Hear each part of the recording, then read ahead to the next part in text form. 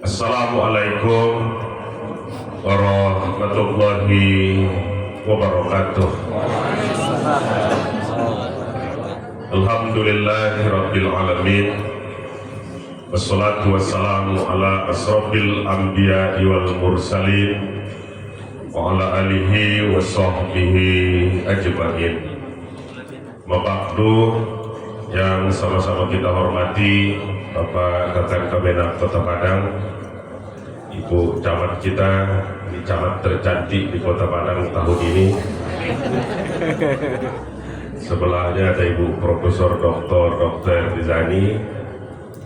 Sama-sama kita hormati Ketua DPW FKDT Provinsi Sumatera Barat hadir meluangkan waktu bersama kita hari ini. Ini abang saya sebenarnya, Ketua FKDT Kota Padang, Bapak Ibu, seluruh keluarga besar FKDT Kota Padang, dan istimewa yang barusan dilantik dari DPAC Kota Tengah, Kuranji, Nanggalo. Kita bersyukur kehadiran Allah Subhanahu wa Ta'ala. Hari ini di penghujung bulan Rajab kita masih diberikan banyak berkah. Semoga berkah ini terus bertambah dan bertambah. Allahumma barik lana fi Rajab wa Sa'ban wa balighna Ramadan. Berarti tidak hanya di bulan ini. Salawat dan salam kepada Rasulullah sallallahu alaihi wasallam selaku khatamul anbiya wal mursalin, nabi dan rasul terakhir. Bapak Ibu, pertama permohonan maaf dari Pak Wali Kota Padang. Di jam yang sama, di hari yang sama, agenda hari ini cukup banyak. Saya tadi masih mengisi acara di Baitur Rahmah. Di telepon sudah berdering-dering terus. Karena sedang acara itu sudah bisa saya angkat. Begitu lihat WA, jadwal sudah cukup padat yang harus diganti, harus ditolong, harus dibantu. Pak Kabak di jam yang sama juga di tempat lain masih juga mewakili wali kota. Karena itu dibuatlah supaya agak adil dibagi tugas ini seperti biasa. Bapak Ibu, kita akan membuat perubahan besar di 2026 ini. Maka langkah-langkahnya sudah dimulai dari awal persiapan di 2025. Termasuk yang hari ini saya kira langkah besar yang dibuat oleh FKDT Kota Padang. Ada persiapan dan pembinaan untuk akreditasi. Pak Kemenak bersama Inspektorat Bagian Hukum dan tim, saya tidak sebutkan nama-namanya, sudah 2 hari rapat khusus di bagian Kesra, termasuk hari Kamis kemarin sampai asar, merancang menyiapkan untuk pembentukan TKA dan MTW Sekota Padang yang akan dimulai di Januari ini. Kita tentu tidak ingin berhadapan dengan banyak persoalan hukum.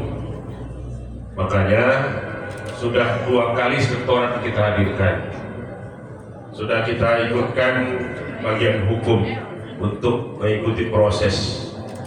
Karena ada nanti 1.900 guru yang sekarang sertifikasi A, B, dan C ini akan kita coba hapus, diganti kualitasnya, ditambah pekerjaannya, dan ditambah honornya. Ini persoalannya. Maka mungkin tidak akan dikenal lagi nanti istilah A, B, dan C, tapi istilah guru semar, dan satu lagi ini hanya 2 saja, guru yang masih mengajar di TKA, TPK dan MDTA, dan guru yang mengajar di TKA MDW. 2 cuma. honornya ini yang harus disesuaikan dengan jam kerjanya. Ada nggak mungkin begitu-begitu terus kita.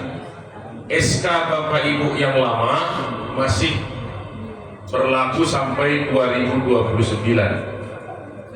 Tentu harus dirombak di bagian hukum, tentu harus diproses ulang. Makanya kita tidak bisa langsung start kemarin di tanggal 3 atau tanggal 4 Januari, harus rapat dulu secara maraton. Nanti hari Selasa besok, kalau tidak ada arahan pemerintah, kembali rapat untuk yang ketiga kalinya dengan inspektorat, dengan bagian hukum dan tim yang dibentuk khusus untuk menyiapkan ini. Yang mengajar nanti di TPQ dan MDTA seluruhnya akan disamakan saja oleh Pemko jerih payahnya itu, sama dikasih seluruhnya di level Rp600.000. Kalau naik itu ya, yang naik kelas Pak Ibu, naik kelas yang mengajar khusus setelah mengajar di TPQ masih punya jam mengajar di DKA dan MDW, itu dapat bonus lagi Rp300.000, maka totalnya Rp900.000. Karena ini sekarang untuk yang TPQ MDTA ada di kecamatan masing-masing. Untuk yang DKA MDW ada di bagian Kesra. Ini yang jadi persoalan hari ini. Lantak titik mah. Jangan beko kaya lo sama BP Kawalia. Kalian imam negara kita, tapi pitih kami ya. Itu salahnya memang. Pitih umat kodo aja ya.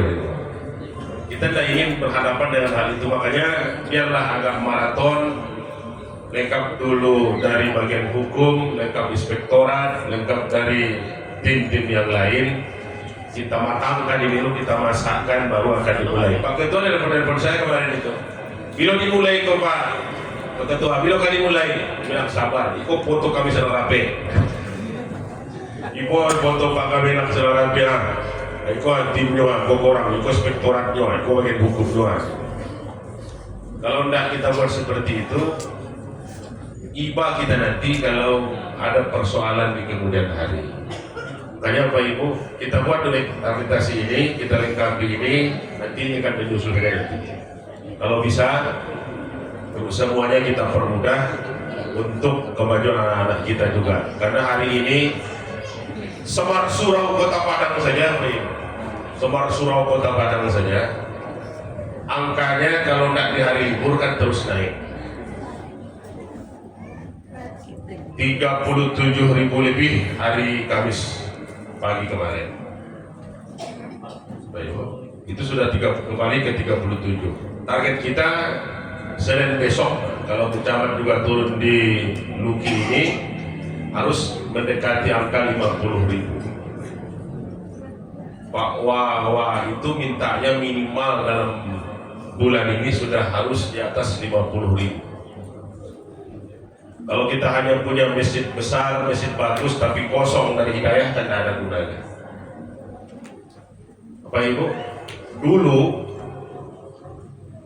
ucapan Rasulullah tentang penaklukan Konstantinopel itu di bulan Rajab kan berkaitan dengan kualitas sholat. Latuf tahannal Konstantinia fala nikmal amiruha wala nakmal jaizu zalikal jaizu. Ini kan berkaitan dengan kualitas sholat. 849 tahun setelah hadis ini diucapkan, Konstantinopel bisa ditaklukkan, Hagia Sophia bisa dijadikan masjid, tapi syarat pertama untuk bisa jadi imam sholat Jumat di gereja terbesar di muka bumi ketika itu, hari Jumat tanggal 30 Juni 1453 Masehi, hanya 3 saja. Baik, ini yang harus kita mulai lakukan untuk persiapan anak-anak kita ini. Yang berhak menjadi imam pada hari ini di Hagia Sophia sholat Jumat pertama di muka bumi setelah Konstantinopel runtuh adalah orang yang tidak pernah tinggal sholat fardunya seumur hidupnya sejak akil baliknya. Silahkan berdiri. Baik, apa yang terjadi sebelum sholat Jumat dimulai? Seluruh pasukan Muhammad Al-Fatih itu seluruhnya berdiri. Tak ada satupun yang duduk. Berarti seluruhnya terjaga sholat fardunya sejak akil balik. Nah, mungkin jadi imam semuanya. Satu alahe 80.000 orang lagi ya. Baik, dibuatlah syarat kedua. Yang berhak menjadi imam hari ini di Hagia Sophia, gereja terbesar di muka bumi yang baru kita jadikan masjid pada hari ini adalah orang yang tidak pernah tinggal sholat sunat rawatibnya, tidak pernah tinggal rawatib sejak akil baliknya sampai hari ini. Silahkan tetap berdiri, yang lain dulu. Apa yang terjadi? Separuh dari seluruh jamaah sholat Jumat itu, seluruh pasukan Ustaz Muhammad Al-Fatih itu separuhnya duduk, separuh lagi masih berdiri, tidak pernah tinggal rawatib. Kita nggak usah dicek lebih merawatib kita. Ragu awal. Kalau di masjid orang itu aman, tapi kalau di rumah nggak aman. Kalau di masjid bisa cuma kalau pas azan tiba. Kalau di rumah apa itu? Ada orang di rumah sholat sunat 2 rakaat sebelum zuhur, 2 rakaat setelah zuhur di rumah cuma ya, pare. 2 rakaat setelah isya di rumah ada. Kalau di masjid bisa. Dibuatlah syarat ketiga, Bayu.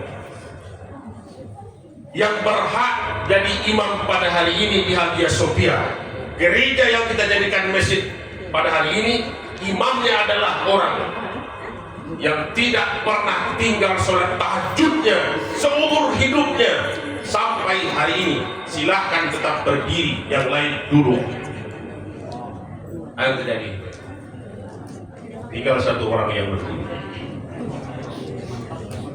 Tinggal satu, Muhammad Al-Fatih.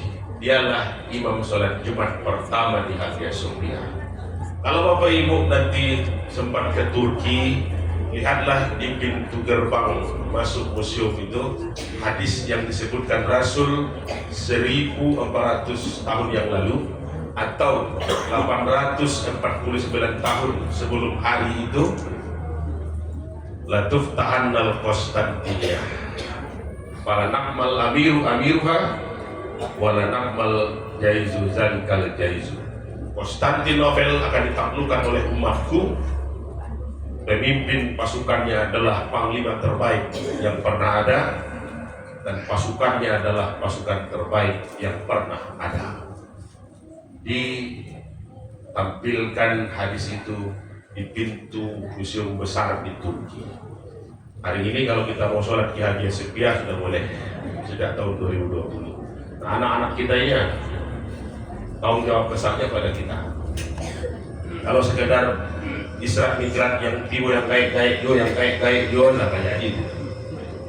Saya kemarin diundang ke Painan, kayak baru tibo. Anak-anak darun 5 orang sini, beruntung aja. Kan kayak itu 10 tahun lalu tentu ada lagi. Bapak Ibu, mudah-mudahan ini jadi motivasi untuk kita membimbing, membina, mendidik generasi kita. Pemko Padang menyiapkan dana cukup besar untuk pendidikan kita, anak-anak kita di Kota Padang. Hadiah-hadiahnya mengalir malah. Untuk anak yang rutin per bulan nanti sholat di masjid saja ada uangnya. Sudah disiapkan setahun ini. Kemarin kita setor baru sekitar 80 juta untuk 3 bulan. Nanti ini masih ada memang. Bapak Ibu, saya mohon izin tidak ikut sampai akhir karena setahu saya setelah ini Pak Kamenak langsung pembinaan total, pembinaan totalitas. Yang di Kesra belum semuanya saya sampaikan karena kami masih rapat ketiga baru hari Selasa besok. Dan rapat ini Bapak Ibu agak-agak ngeri-ngeri sedap lah. Kita berhadapan dengan inspektorat dan tentu hitungannya adalah BPK dan sebagainya hukum. Terima kasih kepada seluruh Bapak Ibu, kerja keras Bapak Ibu, waktu Bapak Ibu, atas nama Pemko Padang merasa bangga dengan seluruh kegiatan ini. Banyak maaf. Assalamualaikum warahmatullahi wabarakatuh. Waalaikumsalam warahmatullahi wabarakatuh.